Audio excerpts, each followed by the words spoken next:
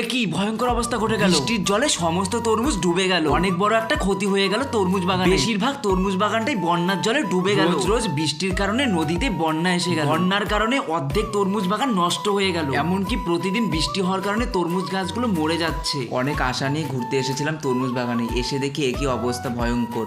সমস্ত তরমুজ গাছগুলো বন্যার জলে ডুবে গেল। বেশিরভাগ তরমুজ বাগানের এই অবস্থা দেখে মনটা আমার খুবই খারাপ হয়ে গেল, খুবই কষ্ট হচ্ছে। যাই হোক, তারপরেও তোমাদের তরমুজ বাগানে একটু ঘুরিয়ে দেখাই। এসেছি যখন, তাই না? তরমুজ বাগানে চলো একটু ঘুরে দেখি। অনেক তরমুজ গাছ তো ভালো আছে, যে তরমুজগুলো ভালো আছে সেই দিকেই তোমাদের একটু ঘুরিয়ে দেখাচ্ছি। চলো তরমুজ বাগান। কাকুদের এই তরমুজ বাগানটা বিশাল, অনেকটা জায়গা জুড়ে তরমুজ বাগানটা করা হয়েছে। দেখতে পাচ্ছ কত দূর অব্দি অনেকটা এরিয়া নিয়ে তরমুজ বাগানটা করা হয়েছে। দেখো এই তরমুজটা অনেকটাই বড় হয়ে গেছে। অনেক তরমুজ গাছ এই জলের মধ্যে এখনো ডুবে আছে, আর কিছু তরমুজ গাছ ভালো আছে। যেখানে আমি এখন দাঁড়িয়ে আছি, এই পাশের যে তরমুজ গাছগুলো দেখতে পাচ্ছ, এই জায়গাটা বেশ ভালো আছে। এই অসময়ে বৃষ্টি আসার কারণে অনেকেরই তরমুজ বাগান আছে না, জলের মধ্যে নদীর জলে ডুবে গেছে। অনেক ক্ষতি হয়ে গেছে অনেকজনের। শুধু যে তরমুজের ক্ষতি হয়েছে তা নয়, অনেকের আলু এখনো তোলা হয়নি, জলের মধ্যে ডুবে আছে আলু।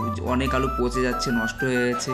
আগের ভিডিওতে তোমাদের দেখিয়েছিলাম আলু কিভাবে ক্ষতি হচ্ছে কৃষক। কেউ যদি আলুর ভিডিওগুলো না দেখে থাকো তাহলে আমার প্রোফাইলে গিয়ে দেখে আসতে পারো, অনেকগুলো ভিডিও আছে আলু সম্পর্কে। বাহ, এই তরমুজটা তো অনেকটা বড় হয়েছে। আচ্ছা, কে কে তরমুজ খেতে পছন্দ করো বলো তো বন্ধুরা? গরমের মধ্যে এই তরমুজ দিয়ে আছে না, শরবত করলে দারুণ লাগে খেতে, সত্যি বলছি। আমি একবার ট্রাই করেছিলাম তরমুজের শরবত, খুব ভালো হয়েছিল খেতে। তরমুজের সাথে কী কী দিয়েছিলাম, আইসের টুকরো দিয়েছিলাম, তারপরে লেবু দিয়েছিলাম। শরবতটা খেতে না অসাধারণ হয়েছিল। আমি প্রথমবার বানিয়ে বেশ ভালো লেগেছিলো খেতে। তোমরাও ট্রাই করবে বন্ধুরা, তরমুজের শরবত গরমের মধ্যে খাবে না, দারুণ লাগবে, শরীর একদম ঠান্ডা হয়ে যাবে। আচ্ছা, তরমুজের কিন্তু অনেক নাম হয়, অনেক ধরনের তরমুজ হয়, ঠিক আছে? একটা আম তরমুজ হয়, কিন্তু এগুলো কী ধরনের তরমুজ ঠিক আমি বুঝতে পারছি না। কেউ যদি নাম জেনে থাকো বন্ধুগণ, প্লিজ একটু আমাকে কমেন্ট করে জানিয়ে দিও তো এগুলো কী তরমুজ। আমি অনেক আশা নিয়ে এসেছিলাম তরমুজ বাগানে ঘোরার জন্য। আমার কাকুদের তরমুজ বাগান তো, তাই ঘুরতে এসেছিলাম। আর এসে যে দেখলাম যে অনেক তরমুজ নদীর জলে আর কি ডুবে গেছে বৃষ্টির কারণে, সেটা একদিকে খারাপ লাগছে অনেকেই, আবার একদিকে ভালোও লাগছে। কিছু তরমুজ ভালো আছে, বাগানের কিছুটা জায়গা জুড়ে না তরমুজ ভালো আছে।